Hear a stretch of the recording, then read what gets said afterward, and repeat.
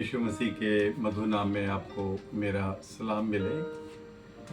आज मैं आपके सामने नीति वचन उसका 30 अध्याय और 24 और 25 आयत की तरफ ध्यान लेके जाना चाहता हूँ, जो याके के पुत्र आगूर के द्वारा लिखे गए हैं।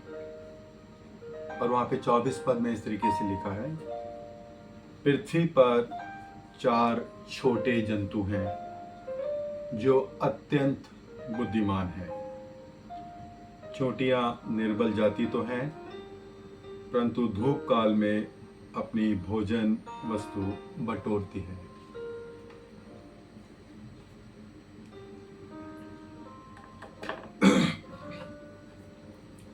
प्रिय भाई और बहनों,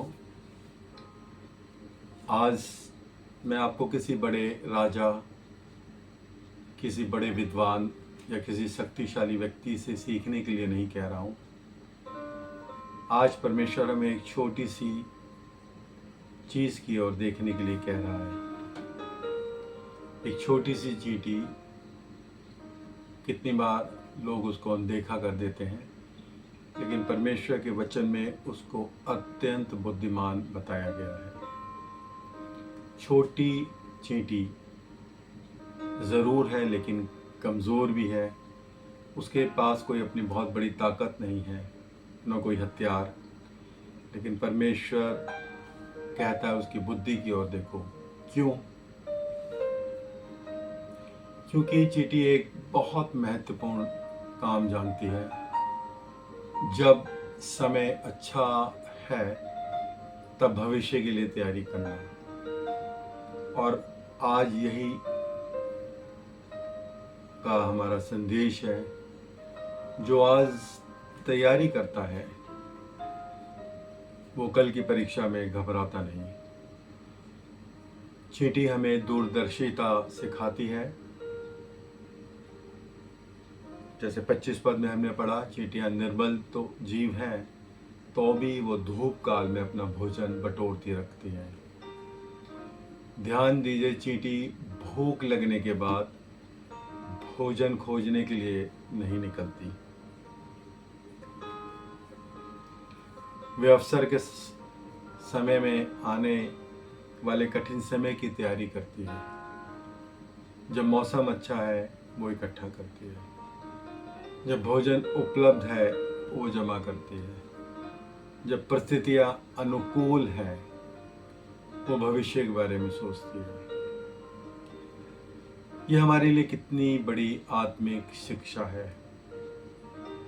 कई लोग संकट आने के बाद प्रार्थना करना शुरू करते हैं, मुश्किल आने के बाद बाइबल पढ़ना शुरू करते हैं, परीक्षा आने के बाद विश्वास खोजते हैं। लेकिन परमेश्वर कहता है, आज से तैयारी करो।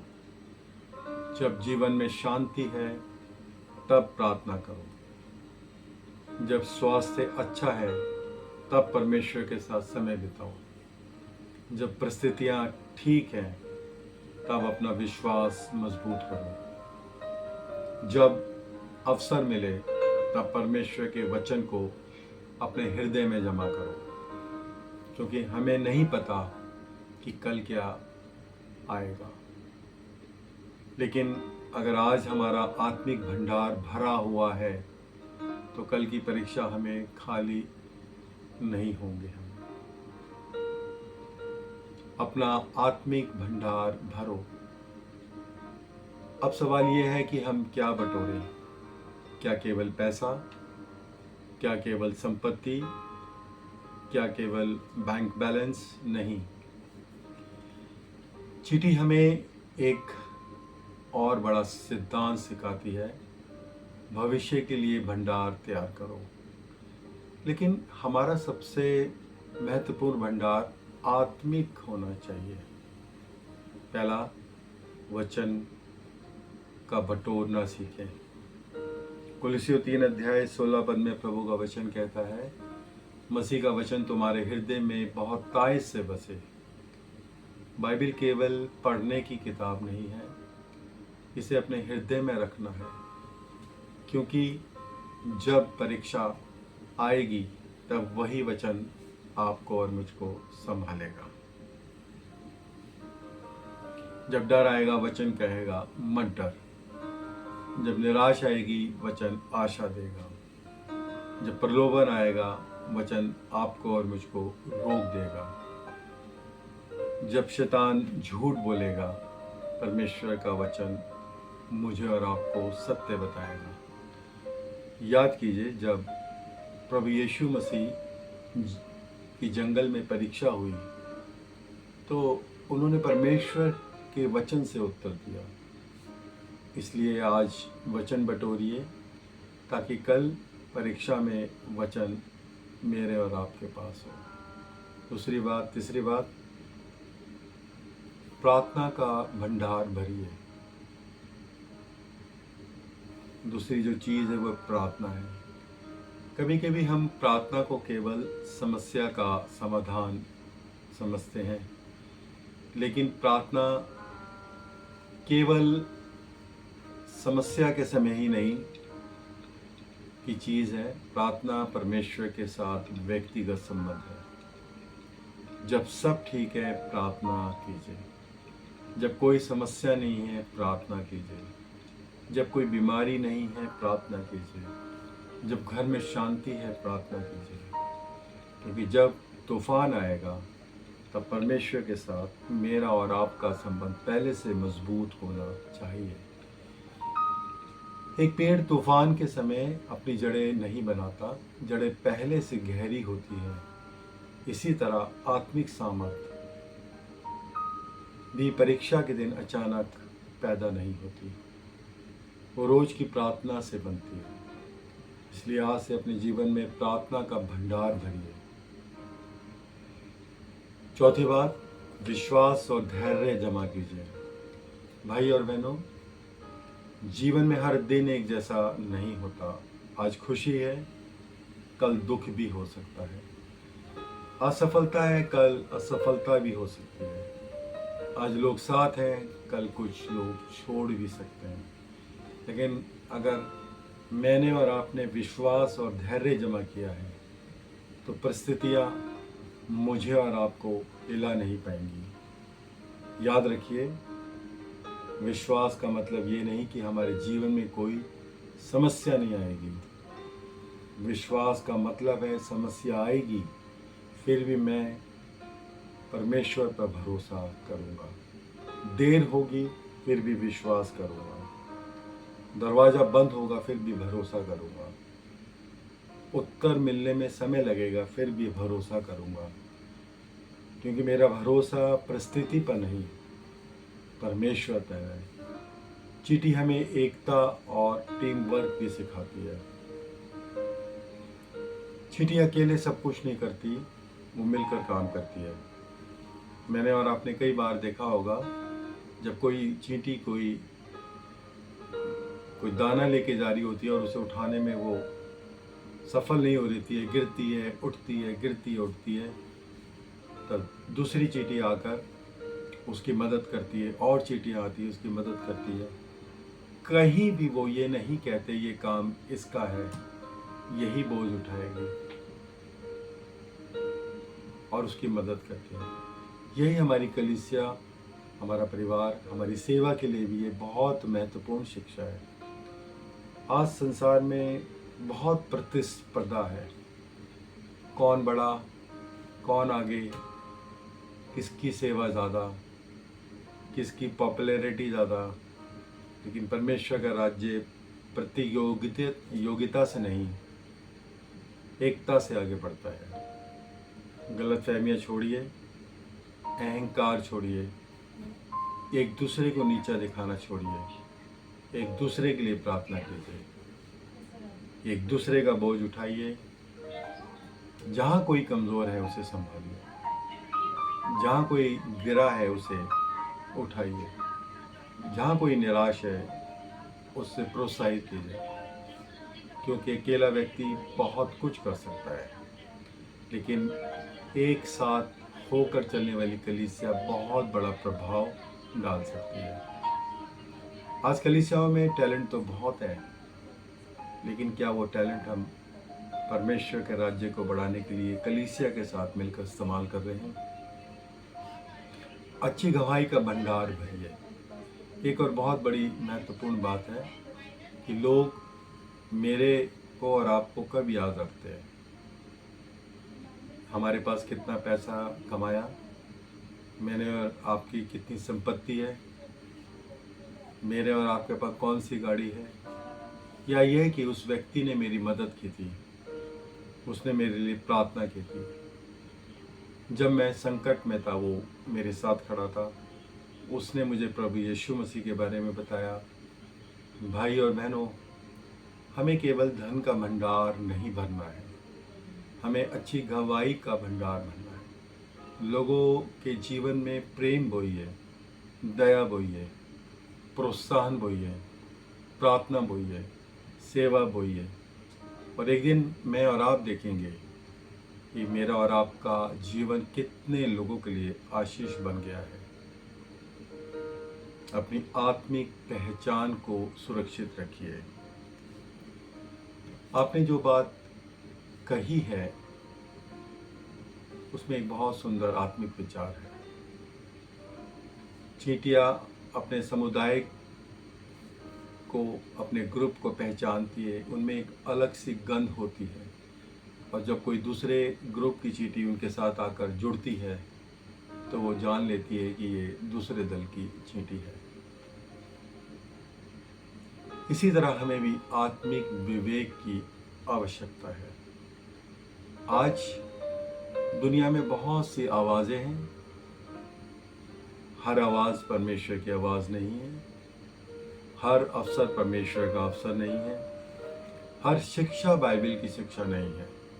हर व्यक्ति जो परमेश्वर का नाम लेता है, ज़रूरी नहीं कि वो परमेश्वर की इच्छा से खा रहा है। इसलिए हमें पवित्र आत्मा का विवेक चाहिए। दूसरा कुरिन्थियों का 2 अध्याय 15 हमें याद दिलाता है कि हम मसीह की सुगंध है। इसलिए प्रश्न ये नहीं कि दुनिया मुझे कैसे पहचानती है, प्रश्न ये है कि क्या लोग मेरे जीवन में मसीह की सुगंध पहचानते हैं। मेरी भाषा में, मेरे व्यवहार में, मेरे घर में, मेरे व्यापार में, मेरी सेवा में, मेरे मोबाइल के उपयोग में, मेरे रिश्तों में, क्या वहाँ मसीह दिखाई देता है। स्वर्ग में खजाना जमा करें, 8वीं बात जो है प्रभु यीशु मसीह मत्ती उसका 6 अध्याय 20 में कहते हैं, अपने लिए स्वर्ग में धन इकट्ठा करो। ये संसार का खजाना एक दिन समाप्त हो जाएगा, पैसा रह जाएगा, मकान रह जाएगी, शोहरत रह जाएगी, संपत्ति रह जाएगी, लेकिन जो हमने परमेश्वर के लिए किया है वो व्यर्थ नहीं जाएगा। आपने किसी के लिए की हुई प्रार्थना व्यर्थ नहीं जाएगी। आपने किसी निराश व्यक्ति को दिया हुआ प्रोत्साहन व्यर्थ नहीं जाएगा। आपके द्वारा किसी ज़रूरतमंद की मदद व्यर्थ नहीं जाएगी। आपके द्वारा किसी व्यक्ति को परमेश्वर के पास लाने का प्रयास व्यर्थ नहीं जाएगा। आपकी सेवा व्यर्थ नहीं जाएगी, आपके आंसू व्यर्थ नहीं जाएंगे। परमेश्वर सब देखता है।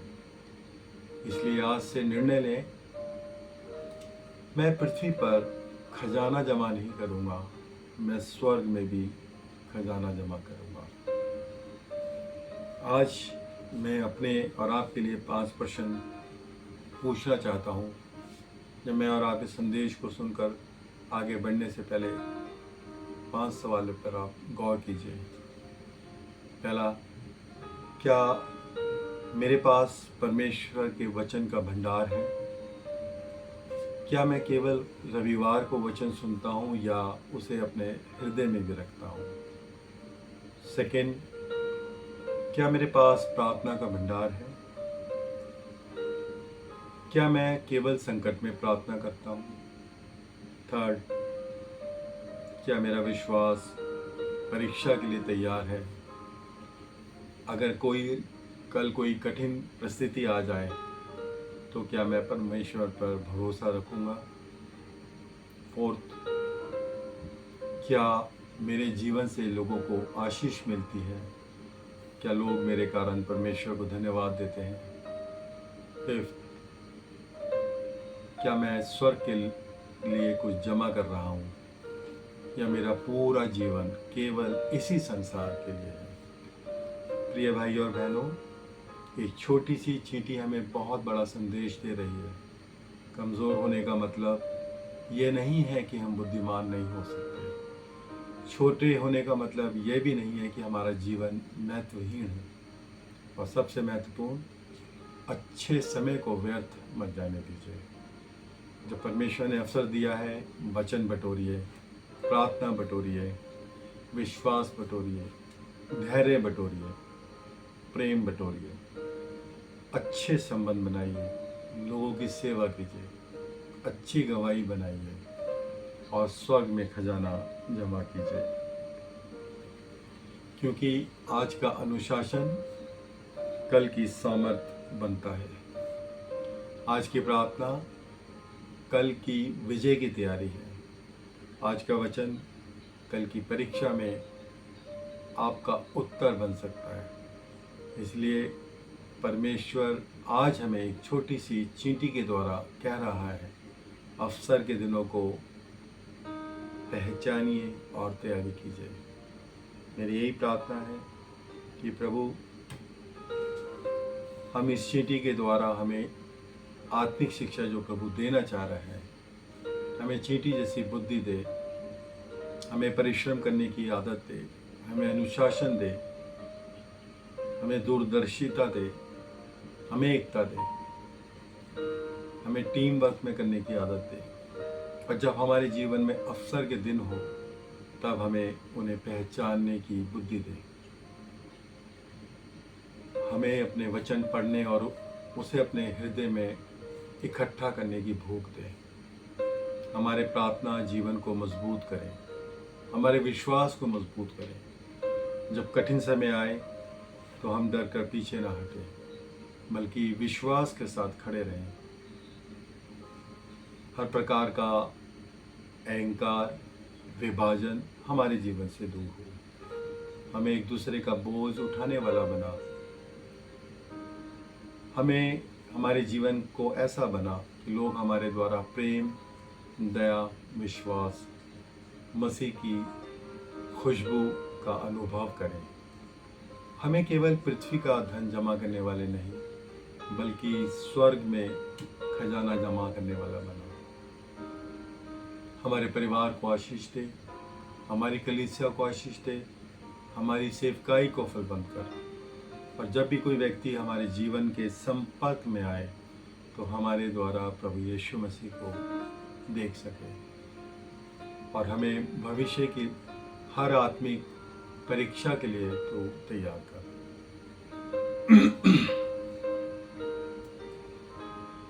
दोस्तों, चींटी छोटी ज़रूर है, लेकिन उसकी बुद्धि बड़ी है। आज से अपना आत्मिक भंडार भरना शुरू कीजिए, क्योंकि पता नहीं कल कौन सी परीक्षा सामने हो। लेकिन अगर आज मेरा और आपका भंडार भरा है तो कल आप खाली नहीं होंगे। परमेश्वर हम सबको बहुत बहुत आशीष दे।